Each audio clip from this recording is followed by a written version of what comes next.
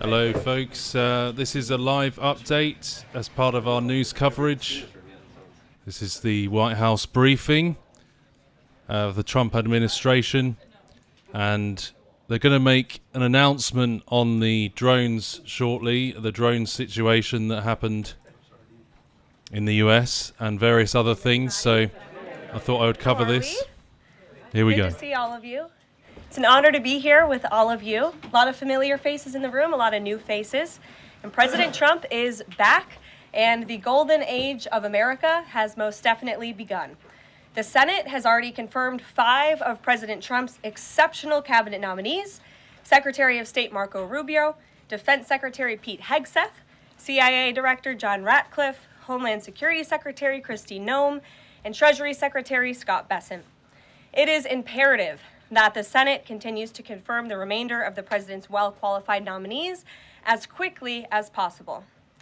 As you have seen during the past week, President Trump is hard at work fulfilling the promises that he made to the American people on the campaign trail. Since taking the oath of office, President Trump has taken more than 300 executive actions, secured nearly $1 trillion in U.S. investments, deported illegal alien rapists, gang members, and suspected terrorists from our homeland, and restored common sense to the federal government. I want to take a moment to go through some of these extraordinary actions. On day 1, President Trump declared a national emergency at our southern border to end the 4-year-long invasion of illegal aliens under the previous administration. Additionally, President Trump signed an executive order to end catch and release and finish construction of his effective border wall. By using every lever of his federal power, President Trump has sent a loud and clear message to the entire world. America will no longer tolerate illegal immigration, and this president expects that every nation on this planet will cooperate with the repatriation of their citizens. As proven by this weekend, when President Trump swiftly directed his team to issue harsh and effective sanctions and tariffs on the Colombian government, upon hearing they were denied a U.S. military aircraft full of their own citizens who were deported by this administration. Within hours, the Colombian government agreed to all of President Trump's demands, proving America is once again respected on the world stage. So, to foreign nationals who are thinking about trying to illegally enter the United States, think again. Under this president, you will be detained and you will be deported. Every day, Americans are safer because of the violent criminals that President Trump's administration is removing from our communities. On January 23rd, ICE New York arrested a Turkish national for entry without inspection who is a known or suspected terrorist. On January 23rd, ICE San Francisco arrested a citizen of Mexico unlawfully present in the United States who has been convicted of continuous sexual abuse of a child aged 14. I'm just going to be careful of what she's saying right now. She's talking about quite graphic crimes here. Yeah, they're going to announce in a moment what the drones were. They say they know what the drones were, and so we're just going to. One of the main reasons I'm showing you this. I'll bring the sound back in a second.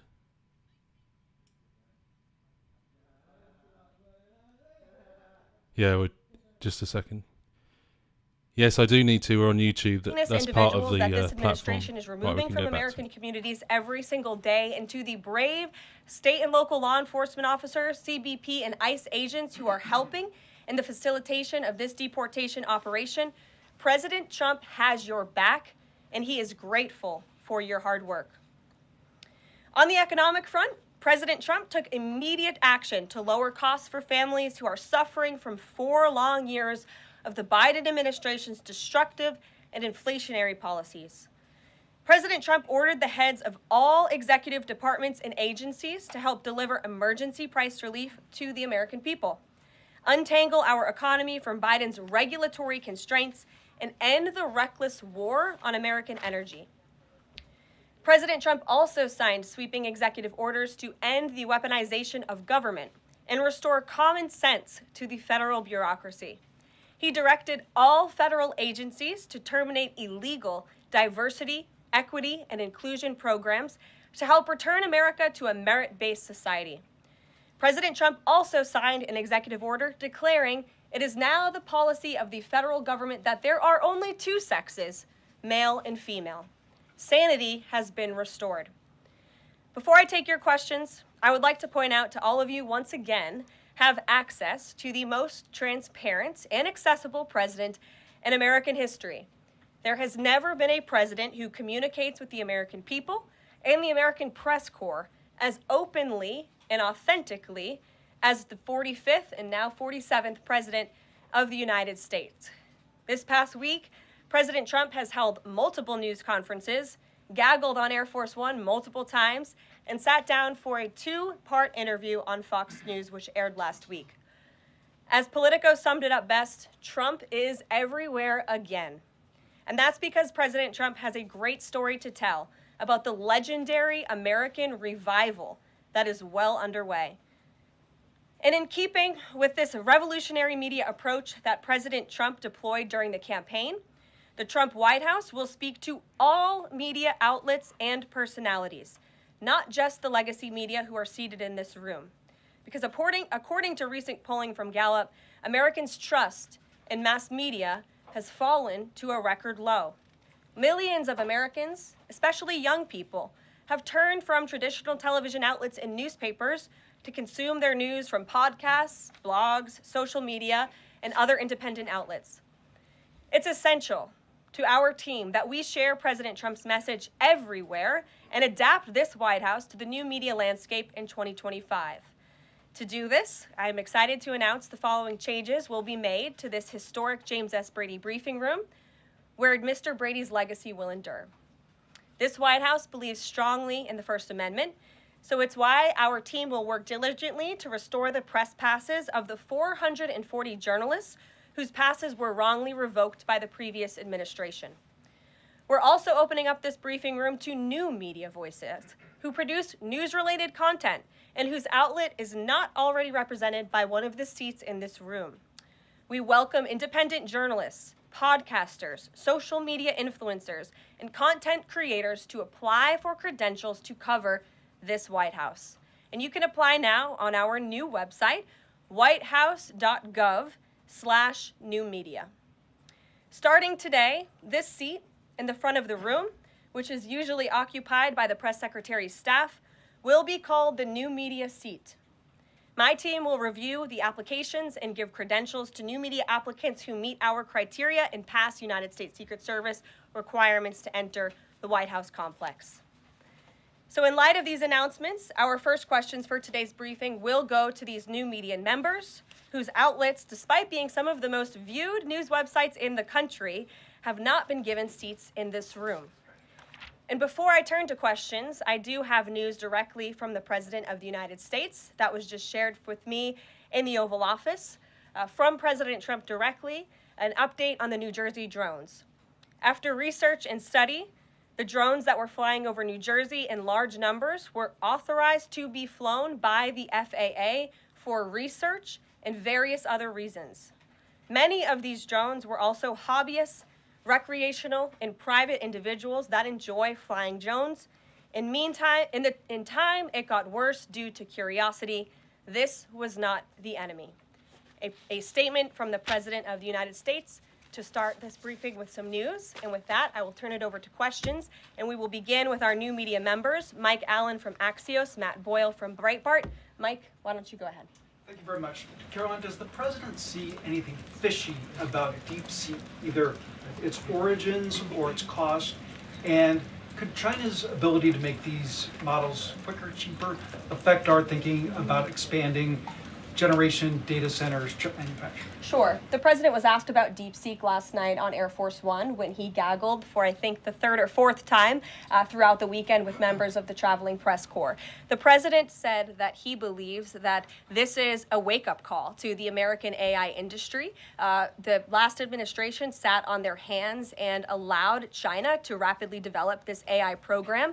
And so President Trump believes in restoring American AI dominance. And that's why he took very strong executive action this past week to sign executive orders to roll back some of the onerous regulations on the AI industry. And President Trump has also proudly appointed the first AI and crypto czar at this White House, David Sachs, whom I spoke with yesterday, very knowledgeable on this subject, and his team is here working every single day to ensure American AI dominance.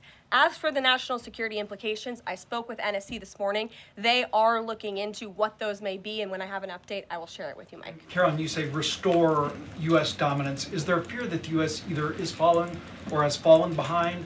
And how would the president make sure the U.S. stays ahead? No, the president is confident that we will restore American dominance in AI. Yeah, so Caroline, first off, thank you to you and President Trump for actually giving voices to new media outlets that represent millions and millions of Americans. The thing I would add, I've got a two-part question for you. The first is just can you expand upon what steps the White House is going to take to bring more voices, not less, which is what our founder Andrew Breitbart believed in, into this room where they rightfully belong. Yeah.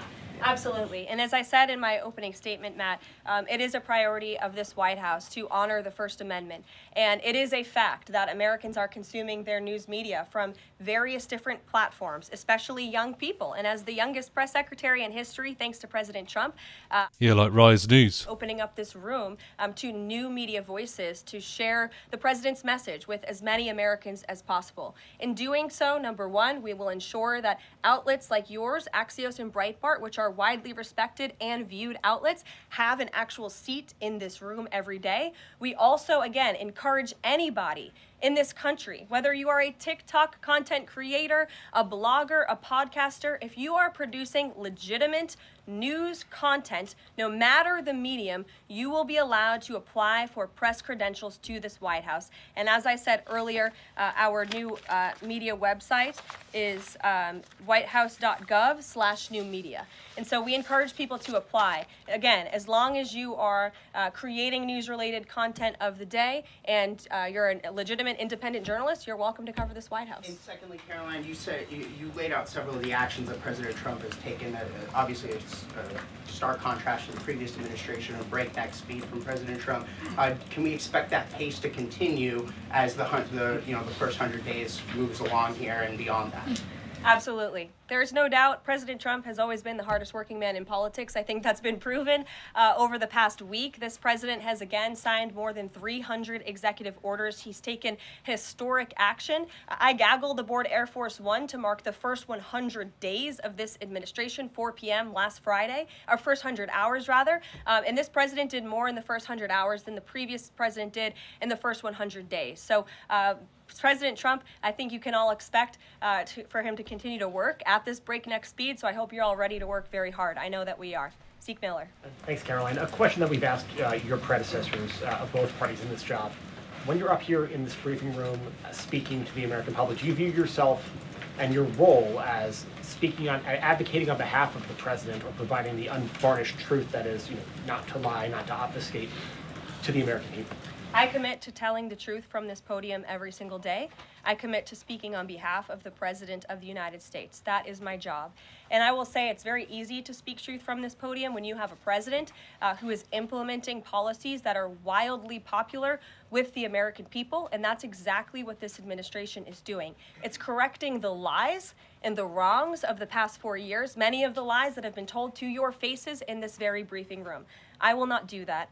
But since you brought up truth, Zeke, I would like to point out, while I vowed to provide the truth from this podium, we ask that all of you in this room hold yourselves to that same standard. We know for a fact there have been lies that have been pushed by many legacy media outlets in this country about this president, about his family, and we will not accept that. We will call you out when we feel that your reporting is wrong or there is misinformation about this White House. So yes, I will hold myself to the truth, and I expect everyone in this room to do the same. Who wants to go there and ask some questions for Rise News, eh? Anyone in the US? That'd be good. Across the board. Could ask some raise, interesting questions. Some exceptions for individual assistance, we understand, to federal grants. It's caused a lot of confusion around the country among Head Start providers, among providers services to homeless veterans, Medicaid providers, states saying they're having trouble accessing the portal. Could you help us clear up some of the confusion, Yes. give some certainty to folks, and also is that uncertainty, how does that uncertainty service the president's voters? Well, I think there's only uncertainty in this room amongst the media. There's no uncertainty in this building. So let me provide the certainty and the clarity that all of you need. This is not a blanket pause on federal assistance and grant programs from the Trump administration. Individual assistance, that includes, I'm not naming everything that's included, but just to give you a few examples, Social Security benefits, Medicare benefits, food stamps, welfare benefits, assistance that is going directly to individuals will not be impacted by this pause. And I want to make that very clear to any Americans who are watching at home who may be a little bit confused about some of the media reporting. This administration, if you are receiving individual assistance from the federal government, you will still continue to receive that. However, it is the responsibility of this president and this administration to be good stewards of taxpayer dollars. That is something that President Trump campaigned on. That's why he has launched DOGE, the Department of Government Efficiency, who is working alongside OMB. And that's why OMB sent out this memo last night, because the president signed an executive order directing OMB to do just this. And the reason for this is to ensure that every penny that is going out the door is not conflicting with the executive orders and actions that this president has taken. So what does this pause mean? It means no more funding for illegal DEI programs. It means no more funding for the Green New scam that has cost American taxpayers tens of billions of dollars. It means no more funding for transgenderism and wokeness across our federal bureaucracy and agencies. No more funding for Green New Deal social engineering policies. Again, people who are receiving individual assistance, you will continue to receive that. And President Trump is looking out for you by issuing this pause because he is being good steward of your taxpayer dollars. Thanks, Caroline. Sure. How long is this pause going to last, and how is the Trump administration recommending that organizations that rely on federal funding make payroll, pay their rent in the meantime?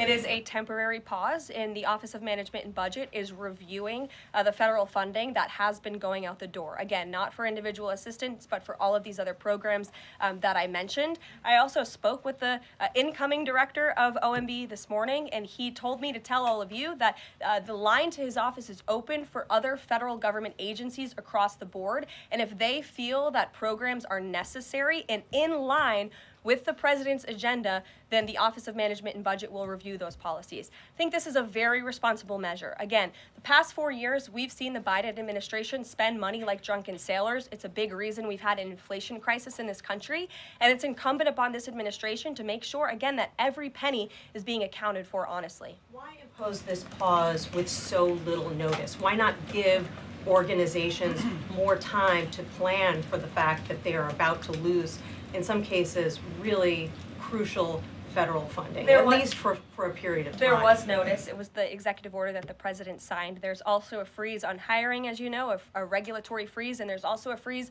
on foreign aid. And this is, again, incredibly important to ensure that this administration is taking into consideration how hard the American people are working. And their tax dollars actually matter to this administration. You know, just during this pause, DOGE and OMB have actually found that there was $37 million that was about to go out the door to the World Health Organization, which is an organization, as you all know, that President Trump, with the swipe of his pen in that executive order, is no longer wants the United States to be a part of. So that wouldn't be in line with the president's agenda. DOGE and OMB also found that there was about to be 50 million taxpayer dollars that went out the door to fund condoms in Gaza. That is a preposterous waste of taxpayer money. So that's what this pause is focused on, being good stewards of tax dollars. And so this Doesn't affect Meals on Wheels or Head Start or disaster aid? Again, it does not affect individual assistance that's going to Americans. To follow up on Nancy, do you think there will be a list of who is affected and how much money is affected? How will these contractors and organizations know if they are actually having their funding frozen?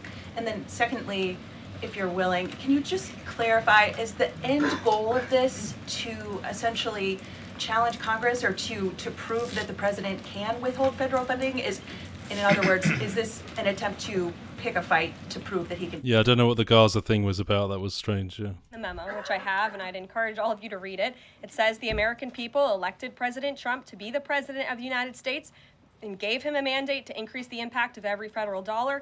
This memo requires federal agencies to identify and review all federal financial assistance programs and supporting activities consistent with the president's policies and requirements. The American people gave President Trump an overwhelming mandate on November 5th, and he's just trying to ensure that the tax money going out the door in this very bankrupt city actually aligns with the will and the priorities of the American people. So will there be a line? Yes. Welcome. You look great. You're doing a great job. You talked about transparency, and some of us in this room know how just transparent President Trump has been the last 5 or 6 years. I think you'll do the same. My question is, do you think this latest incident with the president of Colombia is indicative of the global, powerful respect they have for President Trump moving forward, not only to engage in economic diplomacy with these countries, but also world peace?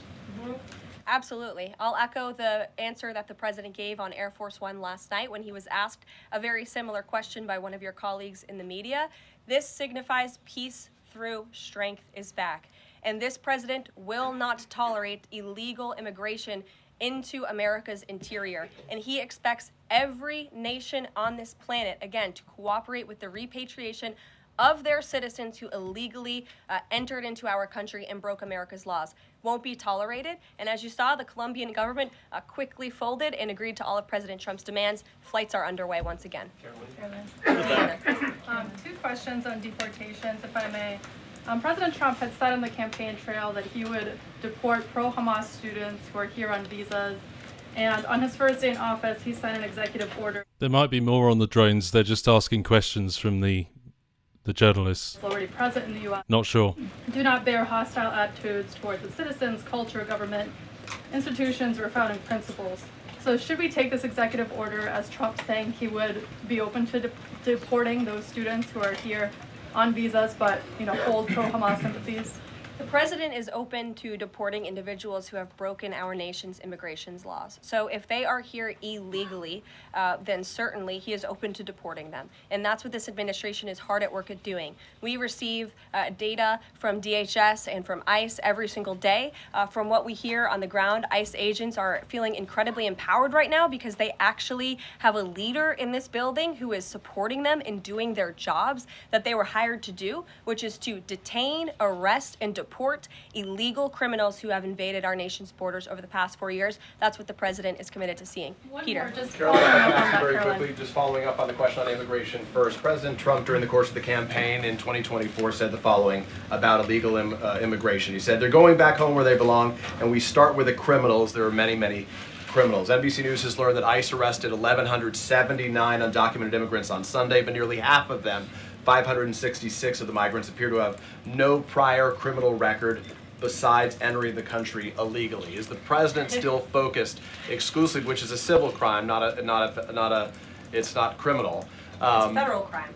So I'm asking though. He said he was going to focus on those violent offenders first. So is violent offenders no longer the predicate for these people to be deported? The president has said countless times on the campaign trail, I've been with him at the rallies, I know you've been there covering them too, Peter, that he is focused on launching the largest mass deportation operation in American history of illegal criminals. And if you are an individual, a foreign national, who illegally enters the United States of America, you are, by definition, a criminal. And so therefore, you are subject to deportation. I apologize for interrupting. So to be clear, it's not violent criminals do not receive precedence in terms of the deportations taking place. The president has also said two things can be true at the same time. We want to deport illegal criminals, illegal immigrants from this country, but the president has said that, of course, the illegal criminal drug dealers, the rapists, the murderers, the individuals who have committed heinous acts on the interior of our country and who have terrorized law-abiding American citizens, absolutely, those should be the priority of ICE, but that doesn't mean that the other illegal criminals who entered our nation's borders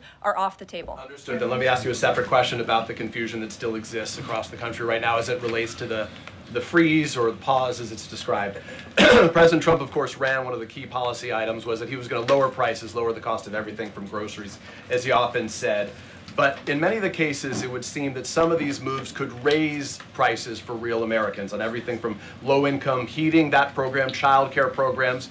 Will nothing that the president's doing here in terms of the freeze in these programs raise prices on ordinary Americans? What particular actions are you referring to that would? Referring to LHEAP right now, that's the low-income heating program, for example. We can talk about, there's no clarity, so I could refer to a lot of them. We don't know what they are specifically. Can you tell us that LHEAP, that LIHEAP is not one of those affected? So you're asking a hypothetical based on programs that you can't even identify. I just identified. What I can tell you just to be is clear, since you guys haven't identified, let's do it together, just for Americans at home. Medicaid, is that affected? I gave you a list of examples: Social Security, Medicare, welfare benefits, food stamps that will not be impacted by this federal pause. I can get you the full list after this briefing from the Office of Management and Budget. But I do want to address the cost cutting because that's certainly very important and cutting the cost of living in this country. President Trump has taken historic action over the past week to do that. He actually signed a memorandum to deliver emergency price relief for American families, which took a number of actions. I can walk you through those. He also repealed many onerous Biden administration regulations. We know over the past 4 years, American households has been essentially taxed $55,000 in regulations from the previous administration. President Trump, with the swipe of his pen, rescinded those, which will ultimately put more money back in the pockets of the American people. So deregulation is a big deal. And then when it comes to energy, I mean, the president signed an executive order to declare a national energy emergency here at home, which is going to make America energy dominant. We know that energy is one of the #1 drivers of inflation. And so that's why the president wants to increase our energy supply to bring down costs for Americans. The Trump energy boom is incoming, and Americans can expect that. Please share that. Thank you. Caroline, I think some of the confusion may be here with this pause on federal funding. You've made it clear you're not stopping funds that go directly to individuals, but there certainly are lots of organizations that receive funding and then may pass along a benefit. Meals on Wheels, for one. They provide meals for over 2.2 million seniors.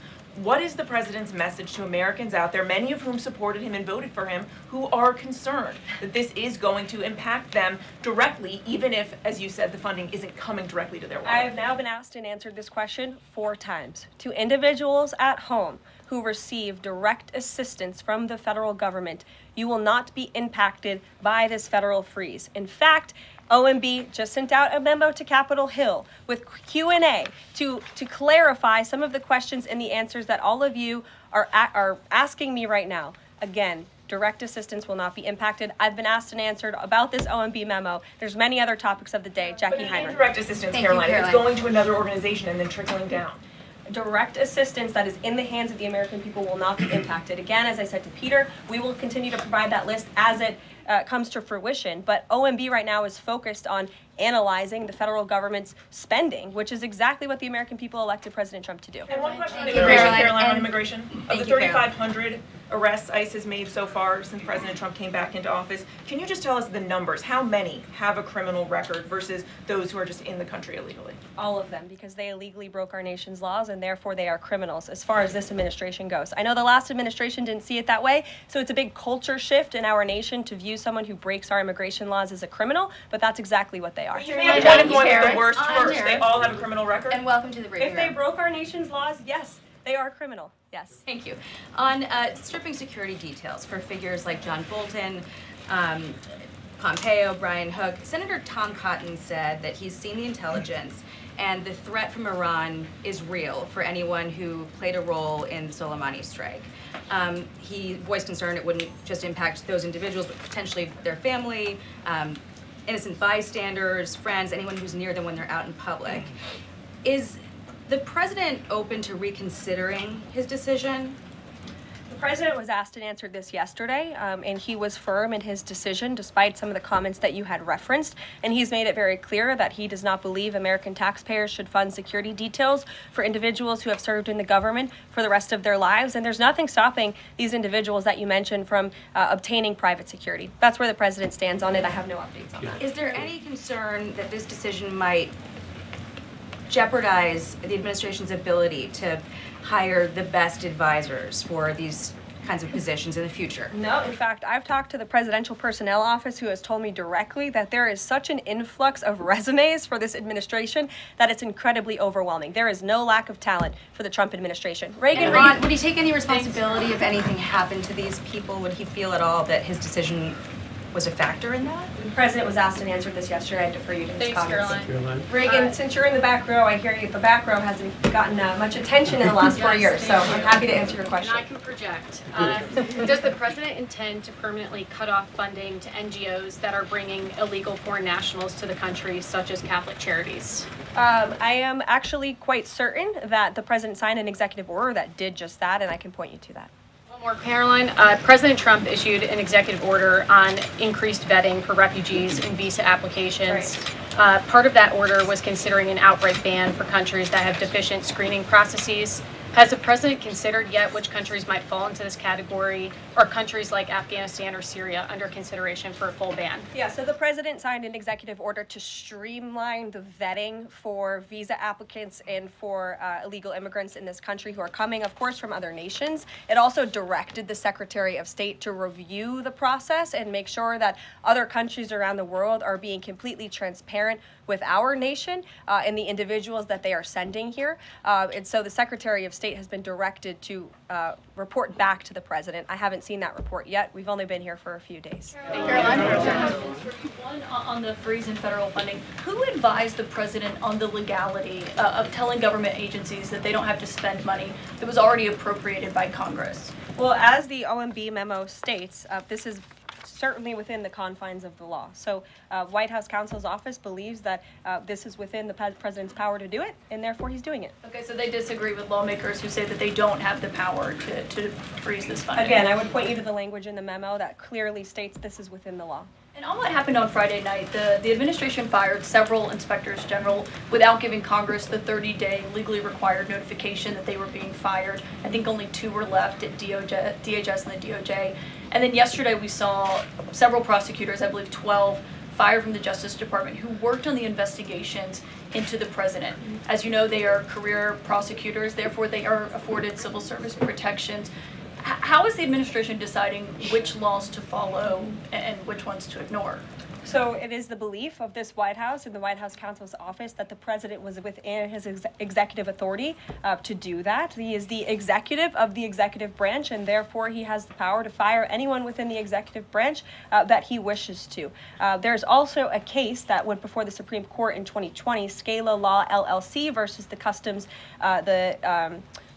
Bureau protection. I would advise you to look at that case, and that's the legality that this White House was resting on. So you're confident that if they bring lawsuits against you, those prosecutors who were fired, that they will succeed? We will win in court. And yes. Did he personally direct this, given they worked on the classified documents investigation and the election interference investigation? This was a memo that went out by the Presidential Personnel Office, and the president is the leader of this White House. So yes.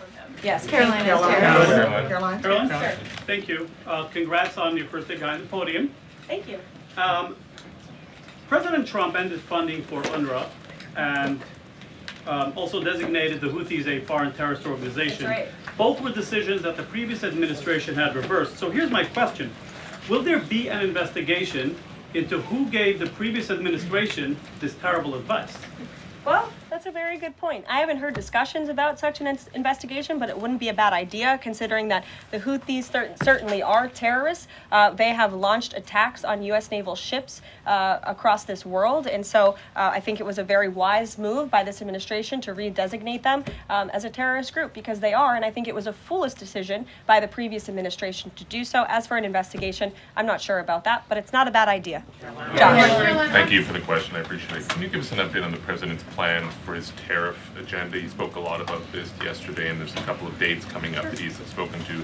Number one, February 1st, he's alluded to both the potential for tariffs for Canada and Mexico, but also China to take effect on those days. what's he thinking about that? Yeah. Should those countries expect that? Again, he was asked and answered this question this past weekend when he took a lot of questions from the press, and he said that the February 1st date for Canada and Mexico still holds. What about the China 10% tariff that he also had mused about last Tuesday going into effect on the same day? Yeah, the president has said that he is very much still considering that for February 1st. Separately, yesterday he talked also about sectoral tariffs on, for instance, pharmaceuticals as well as semiconductor computer chips. He talked about steel, aluminum, and copper. What's the timeline on those? Is that a similar sort of coming days thing? Yeah, so when the president talked about that in his speech yesterday, that actually wasn't a new announcement. That was within a presidential memorandum that he signed in one of the first days here in the White House on his America First trade agenda.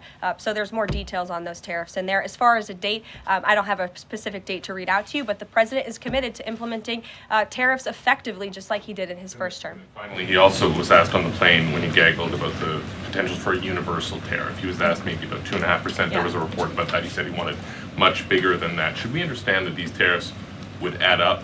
You know, in other words, you might have country-specific tariffs like Canada, Mexico, China. You might have sectoral tariffs like on pharmaceuticals, as well as a potential universal tariff on top of that. Do these stack on one or the other, or would one sort of take precedence over another? All I can point you to is what the president has said on this front. The February 1st date for Canada and Mexico, also the China tariff that he has discussed. He rejected the 2.5% tariff. He said that was a little bit too low. He wants it to be higher. I'll leave it to him to make any decisions on that front. Phil Weichman. What the Mexicans and Canadians have done so far, do you have any comment on whether that has met the bar, what he wants to see on fentanyl? Thank you. I won't get ahead of the president again on advocating to foreign nations on what they should or shouldn't do to get away from these tariffs. The president has made it very clear, again, that he expects every nation around this world to cooperate with the repatriation of their citizens. And the president has also put out specific statements in terms of Canada and Mexico when it comes to what he expects in terms of border security. We have seen a historic level of cooperation from Mexico, but again, as far as I'm still tracking, and that was last night talking to the president directly, February 1st is still on the books. Phil. Thank you, Caroline. Quick programming note and then a question on taxes. Well, in terms of programming, should we expect to see you here every day? How frequently will these press briefings be? It is a good question, April. So look, the president, as you know, is incredibly accessible. First day here, he wanted all of you in the Oval Office. You got a 60-minute press conference with the leader of the free world while he was simultaneously signing executive orders. I may add that's pretty impressive. I don't think the previous office holder would be able to pull such a thing off.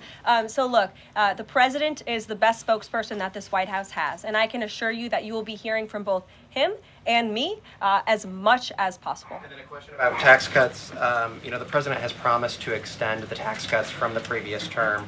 I'm curious, does the president support corresponding spending cuts as some Republicans have called for in Congress? And will the new Treasury Secretary be leading those negotiations with the Hill as Mnuchin did during the first administration? The president is committed to both tax cuts and spending cuts, and he has a great team negotiating on his behalf, but there's no better negotiator than Donald Trump, and I'm sure he'll be involved in this reconciliation process as it moves forward.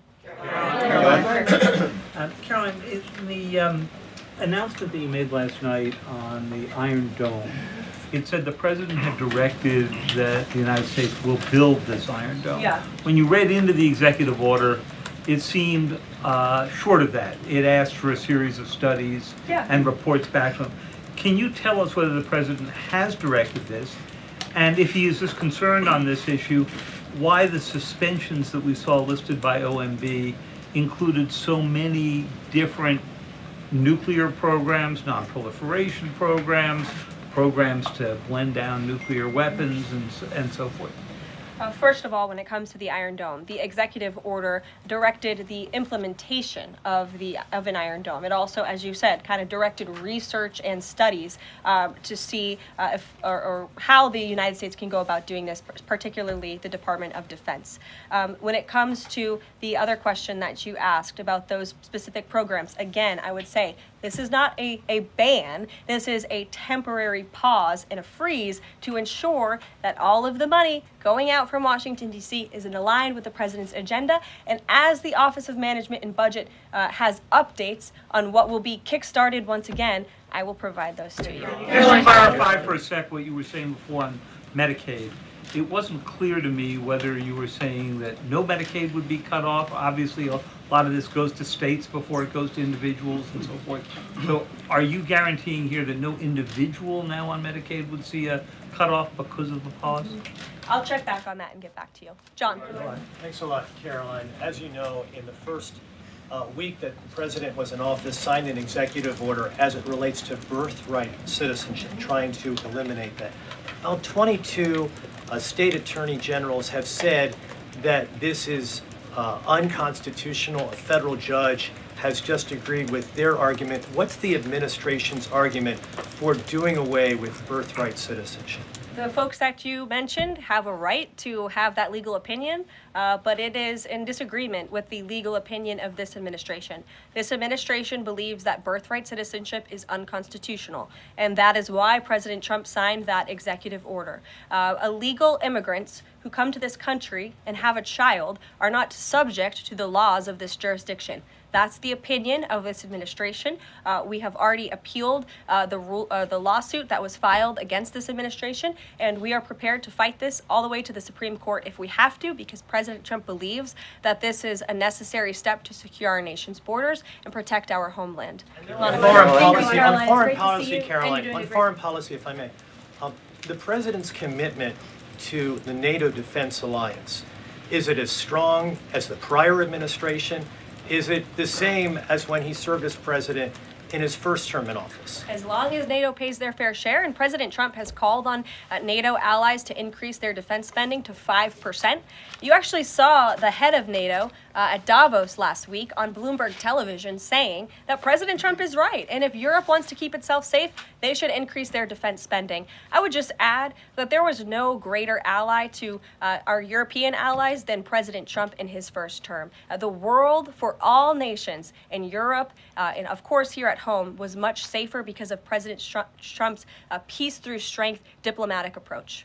Monica. Thank you, Caroline, and it's great to finally be called on as well in the briefing room. I appreciate that. You're welcome. Of course, we know President Trump just got back from North Carolina and California meeting with victims of natural disasters.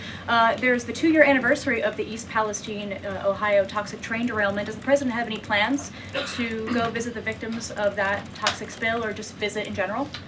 No plans that I can read out for you here. If that changes, I will certainly keep you posted. What I can tell you is that President Trump still talks about his visit to East Palestine, Ohio. That was one of the turning points, I would say, in the previous election campaign, where Americans were reminded that President Trump is a man of the people, and he, as a candidate, visited that town that was just derailed by the train derailment, no pun intended, and he offered support and hope. Just like I saw the president do this past week, it was a purposeful decision by this president on his first domestic trip to go to North Carolina and to California to visit with Americans who were impacted by Hurricane Helene and also by the deadly fires. A red state and a blue state, both of which feel forgotten by the previous administration and the federal government. That is now ended under President Trump. He will continue to put Americans first, whether they're in East Palestine, in Pacific Palisades, or in North Carolina. Thank you, Caroline. On California, could you please clarify what the military did with the water last night as referenced in the president's Truth Social post? The water has been turned back on in California, and this comes just days after President Trump visited Pacific Palisades, and as you all saw, applied tremendous pressure on state and local officials in Pacific Palisades, including Los Angeles Mayor Karen Bass, to turn on the water and to direct that water to places in the south and in the middle of the state that have been incredibly dry, which has led to the expansion, the rapid expansion of these fires. So could you clarify what the military's role was, where the water came from, and how it got there? Again, the Army Corps of Engineers has been on the ground in California to respond to the devastation from these wildfires, and I would point out that just days after President Trump visited the devastation from these fires, the water was turned on. That is because of the pressure campaign he put on state and local officials there who clearly lack all common sense. And I will never forget being at that roundtable with the president last week and hearing the frustration in the voices of Pacific Palisades residents who feel as though their government has just gone insane. Before President Trump showed up on the scene, Karen Bass was telling private property owners that they would have to wait 18 months to access their private property. So this administration, the president and his team that's on the ground in California, Rick Grinnell, who he has designated to oversee this great crisis, it will continue to put pressure on Karen Bass and state and local officials to allow residents to access their properties. This is a huge part of it. These residents want to take part in their own clearing out of their properties. They should be able to do that. It's the United States of America. What happened to our freedom? Clearly it's gone in California, but not anymore under President Trump. April. Caroline, welcome to the briefing room. Thank you. Several questions, one on the pause. Will minority serving institutions, preferably colleges and universities, have those monies held back temporarily at this moment? Again, I have not seen the entire list because this memo was just sent out. So I will provide you all with updates as we receive them, okay? Also, secondly, when it comes to immigration, there is this southern border focus. What happens to those who've overstayed their visas? That is part of the broken immigration system. In 2023, there was a report by the Biden administration, the Homeland Security Department, that said overstays of visas were 3 times more than usual. Will there be a focus on the overstays for visas as well?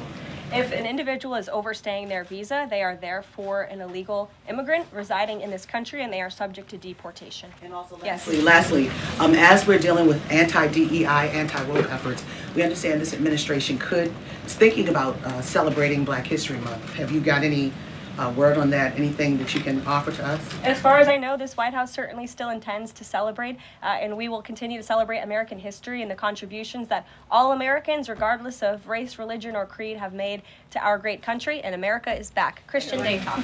Thanks, Caroline.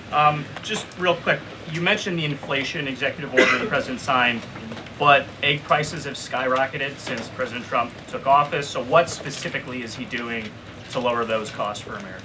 Really glad you brought this up because there is a lot of reporting out there that is putting the onus on this White House for the increased cost of eggs. I would like to point out to each and every one of you that in 2024, when Joe Biden was in the Oval Office or upstairs in the residence sleeping, I'm not so sure, egg prices increased 65% in this country. We also have seen the cost of everything, not just eggs. Bacon, groceries, gasoline have increased because of the inflationary policies of the last administration. As far as the egg shortage, what's also contributing to that is that the Biden administration and the Department of Agriculture directed the mass killing of more than 100 million chickens, which has led to a lack of chicken supply in this country, therefore a lack of egg supply, which is leading to the shortage. So I will leave you with this point. This is an example of why it's so incredibly important that the Senate moves swiftly to confirm all of President Trump's nominees, including his nominee for the United States Department of Agriculture, Brooke Rollins, who is already speaking with Kevin Hassett, who's leading the economic team here at the White House, on how we can address the egg shortage in this country. As for costs, I laid out the plethora of ways that President Trump has addressed saving costs for the American people over the past week. He looks forward to continuing to doing that in the days ahead. Thank you guys. Are Medicaid portals down in all 50 states? There we go. Interesting.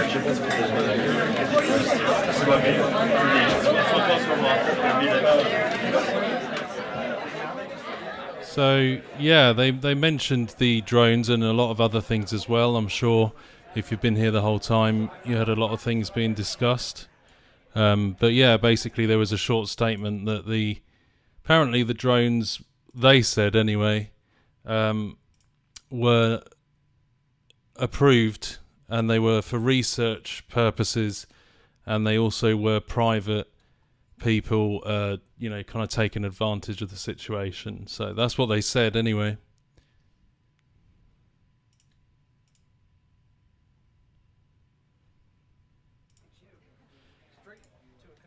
Okay, I think I've got a coverage coming up here of this situation that's unfolding, which I think I might cover briefly. I don't know if you've heard about it, but it says that Trump has issued a freeze on grants and loans. Here's what it means for you. 1 second. I will show you this. And we've got some live statements that are just going to be made very shortly, so we'll cross over to those in a second. But this is just kind of ongoing at the moment. It says Trump has issued a freeze on grants and loans. Here's what it means for your bottom line. It says financial assistance for foreign aid, non-governmental organizations, DEI, woke gender ideology, and the Green New Deal will be paused according to a memo. And then I've just read something about them suing for this. So I'll just... Oh, there's Dr. Anthony Harper in the centre. We've interviewed him a few times on here. He's a Christian. But yeah, we have a live that's coming up where there's a statement that's going to be made by the 6 state attorneys. 1 second, okay. They're going to make a statement on this. So I'll be able to show you this live. Give me 1 second.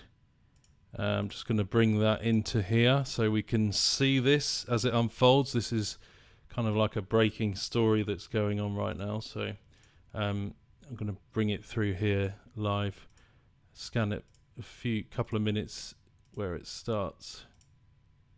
Okay, here we go.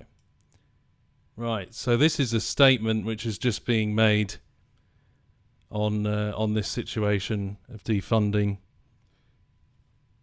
these things. Here we go. Good afternoon, and thank you for joining us. I'm joined here today with my colleagues, California Attorney General Rob Bonta, Illinois Attorney General Kwame Raoul, Massachusetts Attorney General Andrea Campbell, New Jersey Attorney General Matt Platkin, and Rhode Island Attorney General Peter Nerona. Yesterday, the President's Office of Management and Budget issued a memorandum ordering all federal agencies to withhold the majority of federal funding beginning at 5 p.m. today. There is no question this policy is reckless, dangerous, illegal, and unconstitutional. From the families who rely upon Head Start for childcare, to the children across the country who depend on SNAP for their next meal, to the seniors who rely on state services to get the care that they need, this policy will disrupt the lives of millions of Americans in New York and nationwide. And while the administration may be attempting to clarify the scope and meaning of this memorandum, the reality is that some states are already reporting that funds have been frozen. Head Start was frozen in Michigan.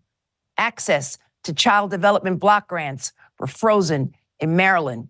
At least 20 states have been frozen out of their Medicaid reimbursement systems, including New York. And in one state, it was reported that they were blocked out of their child support enforcement, and they cannot draw down on these funds. Here in New York, we rely upon these critical services throughout our state, and these funds support health care in rural and underserved communities. They fund infrastructure repairs to fix New York's roads and bridges. They support initiatives to take drugs off of our streets, stop dangerous crime rings, and keep communities safe.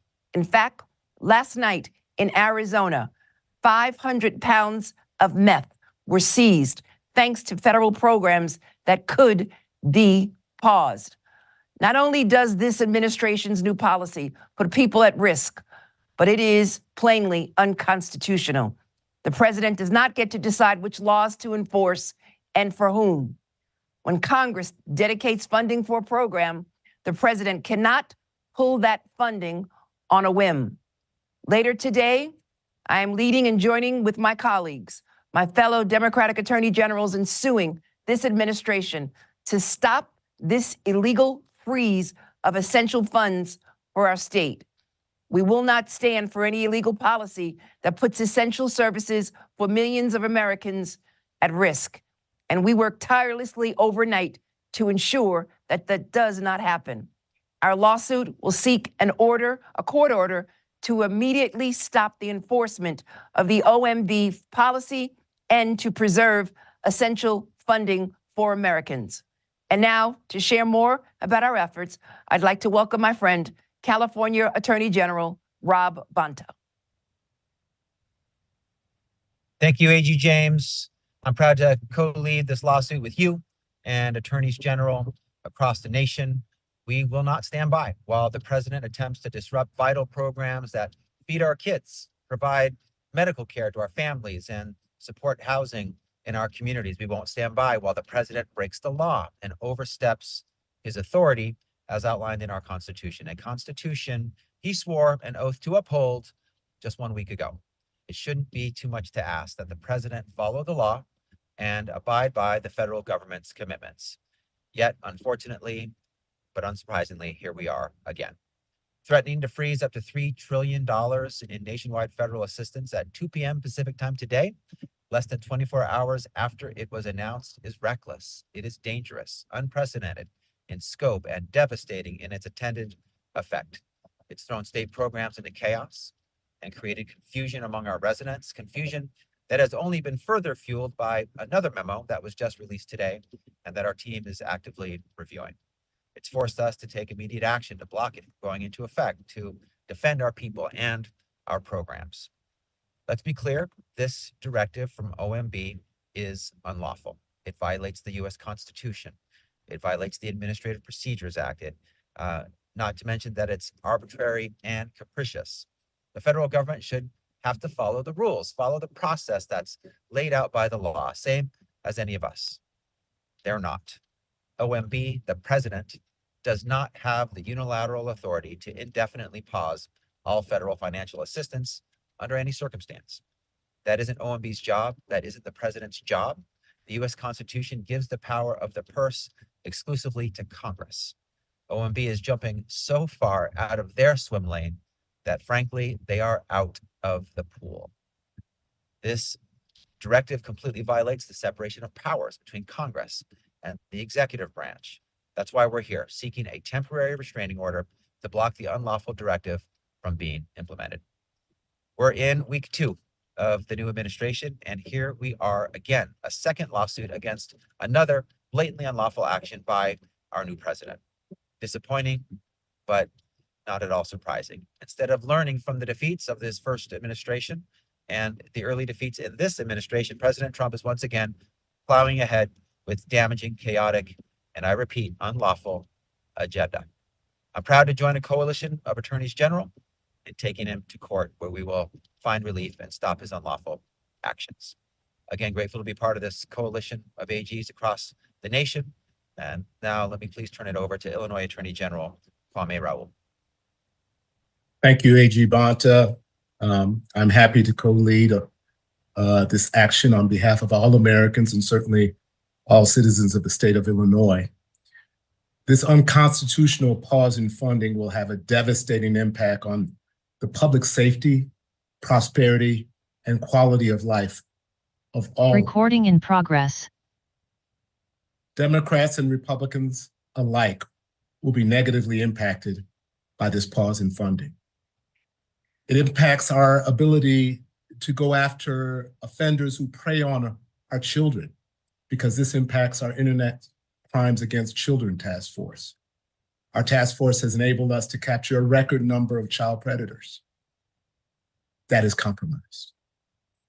It impacts Burn JAG funding that allows our law enforcement partners to fight crime.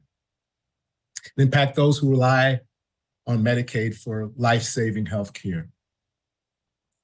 It impacts our capacity to provide for veterans who served our country.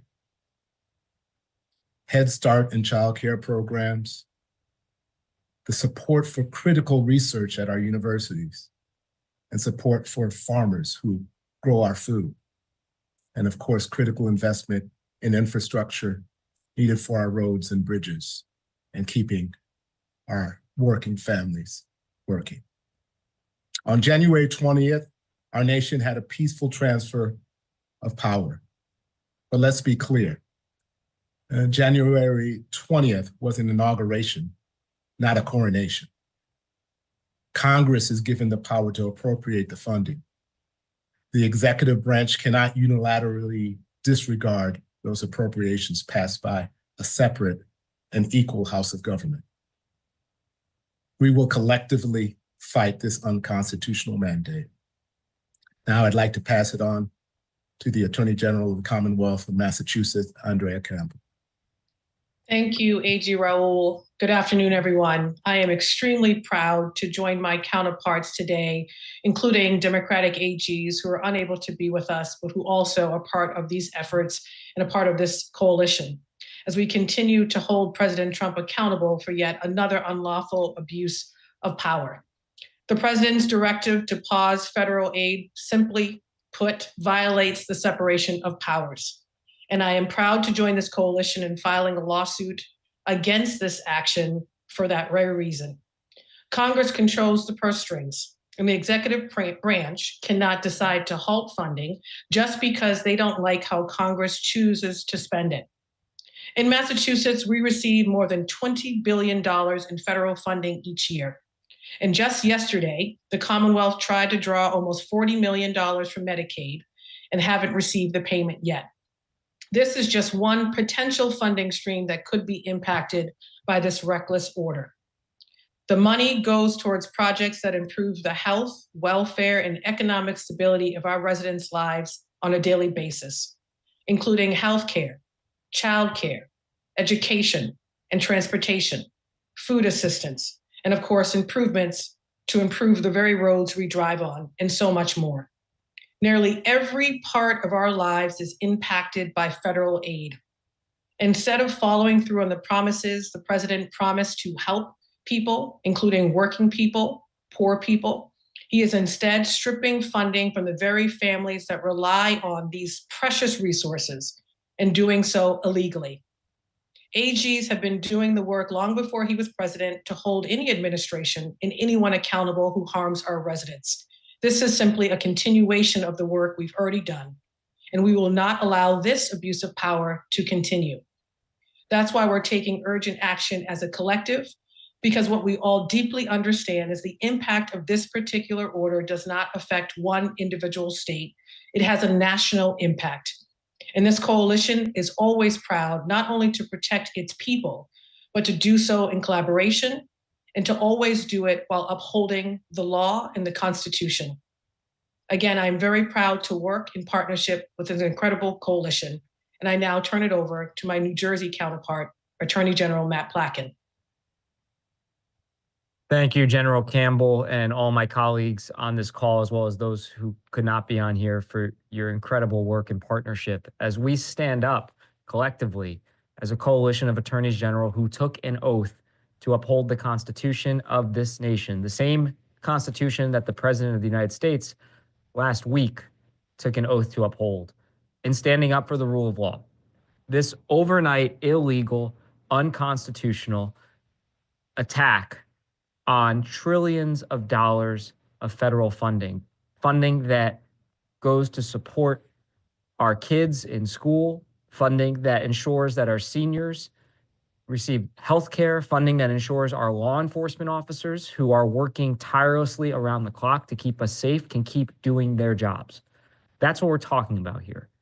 And when the president and his administration, with the stroke of a pen, issues an unconstitutional and unlawful directive that freezes that funding simply because he doesn't like something about our states, about a particular person in our state, about a policy that's duly enacted in our states that's totally unrelated to the funding at issue. He not only violates the laws and the constitutions of this nation, he violates the norms of who we are as a people. Because I've said many times, the president in this country is powerful. He is not a king. He does not get to wake up in the morning or after an afternoon nap and direct his entire government to stop funding critical services that Congress has duly authorized and appropriated, that millions and millions of Americans, Republicans, Democrats, independents, children, adults, seniors depend on for life-saving care, because he doesn't like something that he woke up thinking about. That's not the rule of law. And when we say we're going to stand up for the rule of law, we mean it. And this is the second example, as others have noted. We stood up when the president unlawfully tried to rewrite the 14th Amendment on his first day in office, stripping birthright citizenship out of the Constitution, and we're doing it again today. And I think the lesson here for this administration is we are prepared. We are prepared to stand up for the rule of law. We are prepared to stand up for the residents of our state and of this nation when he unconstitutionally and unlawfully targets them in ways that hurts them in very real ways. I want to thank my colleagues for their tremendous work and partnership, and it's my honor to turn the podium over to my colleague in Rhode Island, Attorney General Peter Neronha. Thank you, AG Plotkin. What a ham-handed way to run a government. It is astonishing that President Trump, through an agency most Americans have never heard of, would take an action so clearly unlawful and would impact so many Americans in so many ways. We, as Americans, from our very beginning, have had a compact with our federal government, and that is we pay taxes, and those taxes go to Washington. But we expect those monies to come back to us as allocated by our Congress. That is the way that we build our roads and bridges. That is the way that we educate our children. That is the way that we take care of our seniors. It is the way we support law enforcement. And that has been our tradition for nearly 300 years. Now thrown out by a president in a memo after 6 o'clock Eastern time and written in such a way that it is barely understandable. It leaves us with no choice that when a president takes unconstitutional action of this nature, to act and to act quickly. Every American, every Rhode Islander is impacted by this. If you drive on a road, you're impacted. If you get health care, you're impacted. If your children are being educated in our schools, you're impacted. If you believe in public safety, if you're a man or a woman in blue, and all of us who are protected by them, you are impacted by this blatantly unlawful and unconstitutional action. Congress has committed this money to the states. Our states are relying on this money to serve our residents. And so this action was necessary and it needed to happen quickly. And I'm so grateful for the great work of the men and women in our offices across the country that worked so hard to get this done so quickly. And so with that, I will turn it over to my friend and colleague, Attorney General James. Thank you so much. My office and the attorney generals who are gathered here and those who are not, we are preparing to defend our Constitution. This president has exceeded his authority. He has violated the Constitution, and he has trampled on the co-equal branch of government. It's really critically important that we stand up and defend the rights and liberties of all Americans. And at this point in time, we will take some questions. Thank you, Attorney General. Our first question will come from Kevin Rector. And just a reminder, please pose the question to a specific Attorney General. Thank you. Kevin? Hi, my question is for California Attorney General Bonta. I'm wondering if you can speak to two things. One being whether you believe disaster relief, including for the California fires, will be impacted here. And secondly, whether you can speak to whether you believe the confusion around the order is part of the process, part of the intent of this administration. I'll answer your first question first. I do believe that the FEMA funding is at risk, and we need it. We need it now. We needed it yesterday and without conditions. And it's unfortunate that it's being put at risk, not just from potential conditions being imposed by the president, but also by this memo.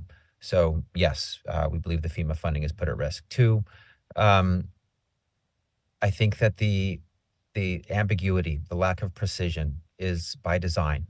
And they could have been very precise about what was included and what was not, what programs, what services. They could have enumerated them and set them forth in specific detail, but they decided to be vague and to use buzzwords like wokeism and Green New Deal social engineering. And that confusion, that chilling effect has swept in potentially nearly all of the services and programs that the federal government funds outside of what was specifically exempted, which was Social Security and Medicare. So I do think the ambiguity and the confusion is deliberate and intentional, unfortunately. Thank you. Our next question comes from Katie Sobko. For Attorney General Placken. Regarding this lawsuit and the one from last week, is there any concern about setting a precedent that will enable the Trump administration to expand powers of the executive branch, given the current makeup of the Supreme Court? Look, we're prepared to stand up for the rule of law, and I'm confident that the federal courts will agree with us. When you have such blatant violations of the rule of law, in the case we filed last week, federal judge said it was the most ridiculous argument put forth by the government in 40 years of federal service. We're not talking about nibbling at the edges of the president's authority. We're talking about ignoring the entirety of the United States Constitution, throwing duly enacted statutes out the window simply because the president of this country doesn't like it. That's not permissible under our legal system. Presidents have powers, but they are not unlimited. And states, as you're seeing here, have the power when the president violates that law and hurts our residents. We have the power to stand up and protect them and speak on their behalf. And that is what we're doing. And I'm confident that we will be successful in that effort. Thank you. Our final question comes from Michael Sisak. Sorry, how to unmute myself. This is for Attorney General James, but also for all of the AGs if they want to weigh in. Kind of piggybacking on that last question, you know, everyone's resources are limited. How do you go about strategizing which of the flurry of activity is something you're going to go after, right? You know, we had birthright citizenship, we have OMB this week. Who knows what's next? And then if I could get your response to the criticism that Trump over the years has had, that these are Democratic attorney generals, these are adversaries, these are people that don't like him that are taking these actions. I just wanted to get your take on both those things. First, this is not a question of being adversarial. This is a question of the Constitution and the rule of law. And all of us took an oath to obey the Constitution and uphold it.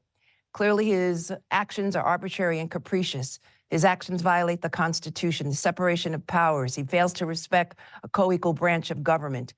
He exceeded his authority. It's important that individuals understand that what we are doing is protecting democracy and the rule of law. My office and the offices that are here, that are represented here today, have some of the best legal minds in this nation. And we, again, have all indicated that we are prepared to work with this administration. But when it comes to a clear violation of the law, we will not be silent. We will not sit idly by and allow individuals to trespass on the rights of Americans. We prepared for this moment. And just as we did during the first administration, we won 80% of our cases, and we are prepared to do it again. All right. Thank you very much, everyone. Have a good day. Well, there you go. Things are transpiring in the world, so I thought I'd bring you this update with the latest events. I hope this has been helpful. I'm going to show you now very quickly I'll leave you with some images of this big Viking festival that's going on in Scotland. Strange stuff going on there. Let me just... There we go. And then we will finish this. Thank you all for joining us today. I hope that this has been a good live broadcast for you with the latest updates that we've shown. Hopefully it's been helpful to see what's going on in the US. Yeah, this is in Scotland. Just going to leave you with these images. It's a Viking festival, but I looked into it and it's like, well, this is in the Shetland Islands in Scotland. This is happening. But yeah, it's got pagan kind of Norse thing of like, you know, false philosophy and stuff like that mixed in with it. It's basically, they're all dressed up as Vikings in the Shetland Islands in Scotland. And ultimately it's to represent in their pagan philosophy, the end of the winter solstice and the sun worship and things like that, unfortunately. But yeah, I thought I would show you these live images of this going on right now as we finish. Yes, it's Nordic Vikings, yeah, so paganism. So a lot of people gone to this event. You see how many people there are there representing that fire coming into the winter solstice as the pagans worship this false stuff historically. But yeah, anyway. So yeah, if you're not a subscriber to the channel, please do subscribe. These live broadcasts on the news, things we do here, these are just to show you what's going on in the world as it happens. Different events, different situations that go on, whether that be political, weather, war, different things, protests. So if you want to subscribe and click the notification bell to all notifications, then you will see when we do go live. Also, we do I do make videos on the main channel as well under the normal video tab. So the videos I make are more kind of direct and discerning about false philosophies and propaganda and different things that are happening, music events, propaganda, and things like that. So that's the main channel and on the main videos tab. These are all on the live tab, and these are more kind of a general showing of world events, as opposed to the normal videos. So everything we show here on the live broadcast is not because we agree with it, not because I agree with it. They're not the opinion of this channel. Sometimes people say, oh, why are you showing that? You know, is that because you agree with it? No, absolutely not. It's kind of to really combine the discernment videos on the channel, and hopefully people will be aware of what's going on, and then they can see this journalistic material and discern it for themselves because they're equipped to do so. Because people will see what's going on in the world regardless. So I feel like it's a good place to kind of bring people together, and so they're somewhat aware of what's going on as well as the normal videos. So hopefully it's helpful for people, brings people together, so you can see these things and hopefully build a bit of a community as well.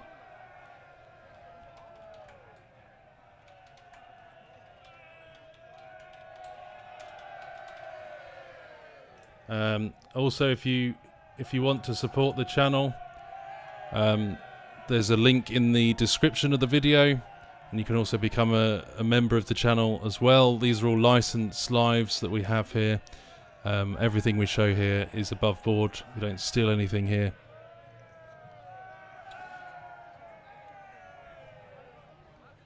So yeah, thank you for joining us everyone, and have a good day, and see you soon.